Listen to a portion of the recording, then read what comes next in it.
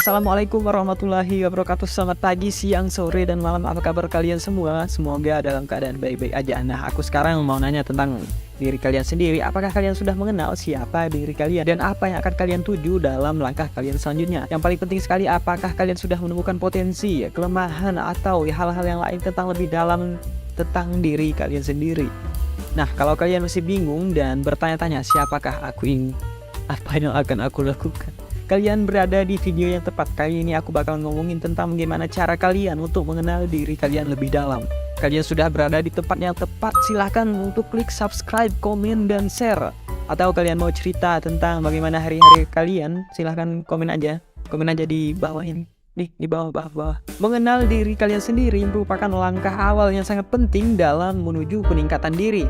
Dalam kehidupan sehari-hari tentunya kita seringkali mengabaikan kebutuhan kita sendiri dan terlalu mefokuskan kepada kepentingan orang-orang lain, padahal orang lain itu tidak peduli dengan diri kita sendiri. Nah, sekarang kalian harus fokus dan belajar untuk bagaimana caranya menemukan diri kalian sendiri dan memusatkan fokus dan perhatian kepada diri kalian sendiri. Langkah pertama dalam mengenal diri sendiri adalah dengan menerima siapa diri kita sendiri. Ini adalah langkah yang sangat penting karena tanpa kita bisa menerima diri kita sendiri, kita tidak akan pernah bisa bergerak maju dalam hidup ini. Bagaimanapun kita semua memiliki kelemahan dan kekurangan, dan memfokuskan atau menyangkal hal ini hanya akan menghambat kemajuan kita. Untuk menerima diri kita sendiri, cobalah untuk merenungkan apa yang membuat diri kita unik dibandingkan dengan orang-orang lain yang ada di sekitar kita. Apa yang menjadi kekuatan kita? Apa yang membuat kita menjadi lebih bahagia? Dan apa yang membuat kita merasa lebih hidup? Selanjutnya adalah fokus pada aspek positif yang ada dalam diri kita sendiri dan jangan terlalu memikirkan aspek negatifnya. Dan ingatlah bahwa setiap orang memiliki kelemahan dan kekurangan, dan hal ini tidak berarti bahwa kita tidak layak untuk mencapai kesuksesan dan mencapai kebahagiaan dalam hidup ini. Selanjutnya, langkah kedua dalam menerima diri kita sendiri adalah dengan menjelajahi nilai dan tujuan pribadi kita.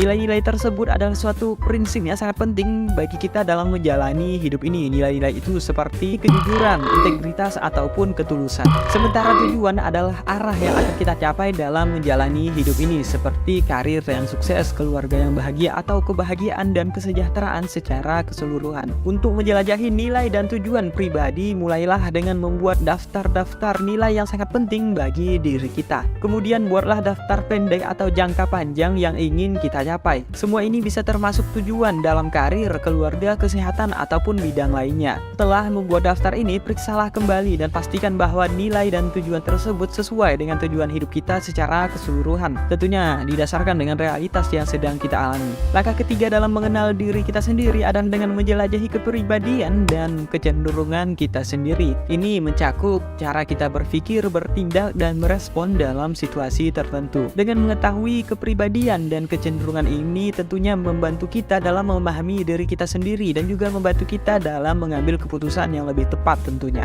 Untuk mengetahui kepribadian dan kecenderungan kita tentunya ada beberapa tes yang bakal dapat dilakukan. Salah satu kepribadian yang paling populer adalah Myers-Briggs Type Indicator atau MBTI yang mengkategorikan seseorang ke dalam salah satu dari 16 tipe kepribadian berdasarkan 4 dimensi utama, yaitu extrovert atau introvert, sensing atau intuition, thinking atau feeling, dan judging atau perceiving. Tes ini dapat membantu kita memahami bagaimana cara kita untuk memproses informasi, berinteraksi dengan orang lain, dan membuat keputusan. Selain itu ada juga tes lain seperti Enneagram yang mengkategorikan seseorang ke dalam salah satu dari 9 tipe kepribadian berdasarkan motivasi dan kebutuhan psikologis yang mendasar. Tes ini dapat membantu kita memahami mengapa kita bertindak dan merespon seperti yang kita lakukan dalam situasi tertentu. Langkah selanjutnya atau langkah keempat adalah dengan menganalisis kebiasaan dan kepentingan kita. Kebiasaan adalah tindakan yang kita lakukan secara teratur tanpa memikirkannya terlalu banyak. Sementara kepentingan adalah topik atau aktivitas yang menarik perhatian kita dan membuat kita merasa tertarik. Untuk menganalisis kebiasaan, cobalah untuk memikirkan tindakan apa yang kita lakukan setiap hari tanpa memikirkannya terlalu banyak, seperti menyikat gigi atau memeriksa email ataupun WhatsApp atau Instagram yang sering kita lakukan. Selanjutnya, perhatikan apakah apakah kebiasaan tersebut membawa pengaruh positif atau negatif bagi diri kita sendiri, dan apakah kita ingin mempertahankannya atau mengubahnya. Sementara untuk menganalisis kepentingan, cobalah untuk memikirkan topik atau aktivitas apa yang menarik perhatian kita dan membuat kita merasa tertarik, seperti olahraga, musik, atau keahlian lain yang kalian miliki. Dan selanjutnya, perhatikan apakah kepentingan tersebut sesuai dengan tujuan dan nilai yang kita pahami. Langkah selanjutnya adalah langkah yang terakhir ataupun yang kelima adalah dengan mengidentifikasi kekuatan dan kelemahan kita. Kekuatan adalah kualitas positif atau kemampuan yang kita miliki, sedangkan kelemahan adalah kualitas negatif atau sebuah keterbatasan yang juga kita miliki.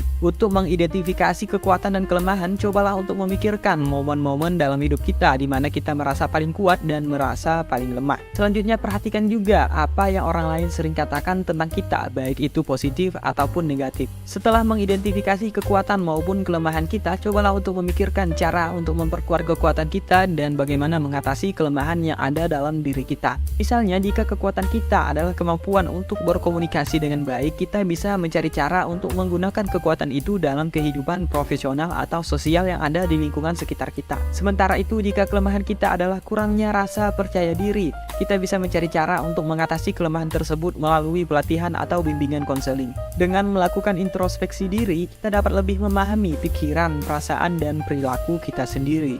Hal ini dapat membantu kita mengenali kekuatan dan kelemahan kita, serta menemukan bagaimana cara untuk meningkatkan diri kita sendiri.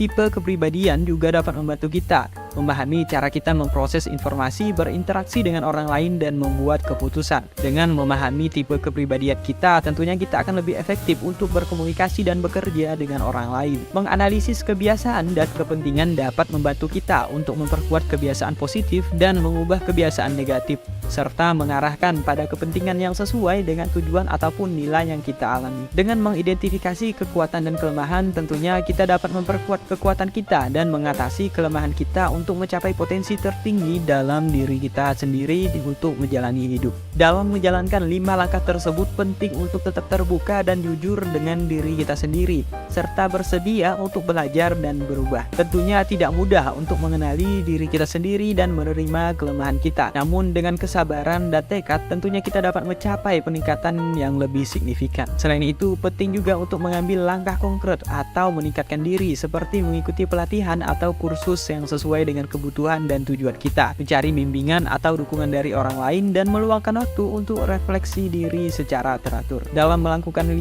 langkah awal yang telah dijelaskan, kita dapat lebih memahami pikiran, perasaan, dan perilaku kita sendiri, menentukan arah hidup yang lebih sesuai dengan apa yang kita inginkan, memperkuat kekuatan kita, mengatasi kelemahan kita, dan mencapai potensi tertinggi dalam hidup. Mungkin sekian bahasan kita kali ini, semoga bermanfaat dan sampai ketemu di video selanjutnya.